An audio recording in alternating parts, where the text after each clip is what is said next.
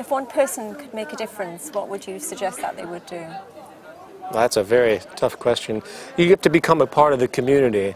Singularly, you have to. It's not a matter of just individuals doing something. It's a matter of working together in a way that begins to affect the environment that they're in. Like sharing the fruit. Sure, that's a great idea. I think simply everyone has different thresholds of what they're capable of doing as far as time. I've been fortunate to have enough time to come and do these things. Other people have 9-to-5s every day and they can't do stuff like that. So what they would do, I recommend, is educate in whatever way you possibly can and simultaneously begin to reject the value system of the current establishment and eventually reject the system in any way you can. So for example, in the Zeitgeist Addendum, I say, don't support the dominant energy structures. Go off, if you live in a rural area, and you can do it through time, make your home completely self-sufficient. Yes. Reject the established monetary consumption. There's an idea called a time bank, which I mentioned earlier. Oh, yes. And what that would do, I can see there's complexity to that, which I won't go into right now, but if people did volunteer and barter their actions in service, the great thing about that, apart from the altruism, is that it would hurt the establishment and hurt the economy, which of course is both good and bad because people do rely on the economy and eventually people would suffer because of that.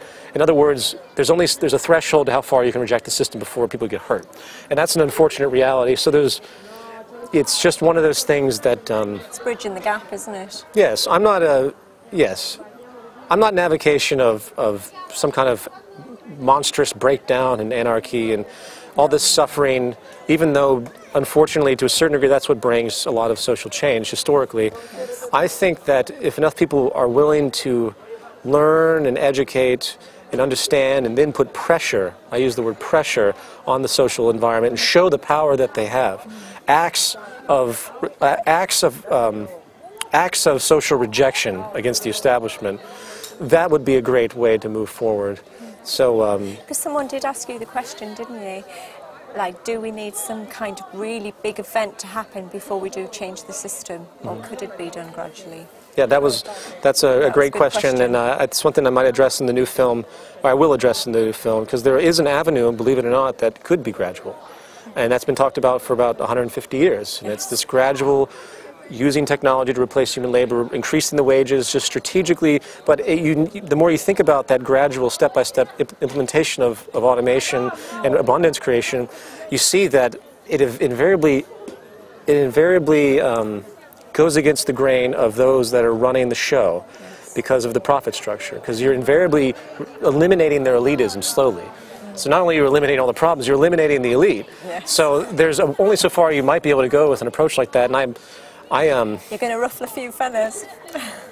Yes, but there are certain areas. I think you are ruffling feathers. There are certain areas that could happen. Like you have socialized healthcare in the UK. Why not socialized energy?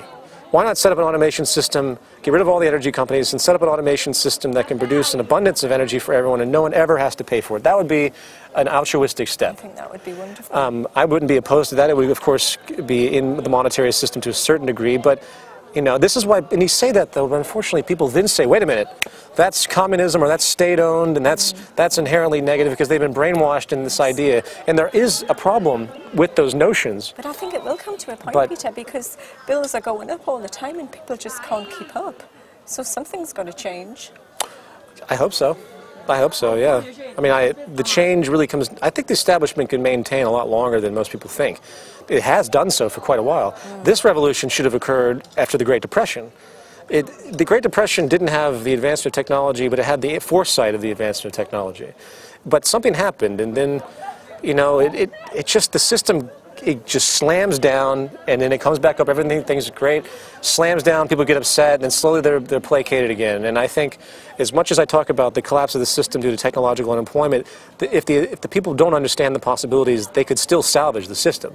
You're still going to have outrageous poverty and corruption. People just become more accustomed to it. They'll begin to think that there's too many people on the planet. They'll say, ooh, poverty is just the way it is. Said quite a few times. Yeah, that's a scapegoat for people. Very scary. Yeah, that's an utter scapegoat. Because people that say that, they've never done any analysis. They don't, and the politicians that put that forward, it's an utter scapegoat. It's nonsensical, and it certainly makes no sense. back to your original point, each individual person just needs to figure out how to engage their environment in the best way they can, specifically those that don't understand the movement, don't understand the ideas. I don't even care about the movement. It's just present the ideas and get people to want to understand and relay that train of thought to others, and hopefully a new value system will emerge where people will look at the world from the standpoint of the possibilities and get out of all of the classist and even racist and only just these annoying things that keep being perpetuated. Yeah, and the dualities and the good and evil and all of these things. So something can happen with the value system, very profound, even without the implementation. It can only go so far because of the reinforcement of the system, but we'll see. Well, I certainly think you've planted the seed. Well, thank you. Seeds now, so have a wonderful time making this work. Oh, we'll see what happens. I wish you all the best. Oh, thank you. Thank you so much. Okay. Thank you. Sure. Have a good one.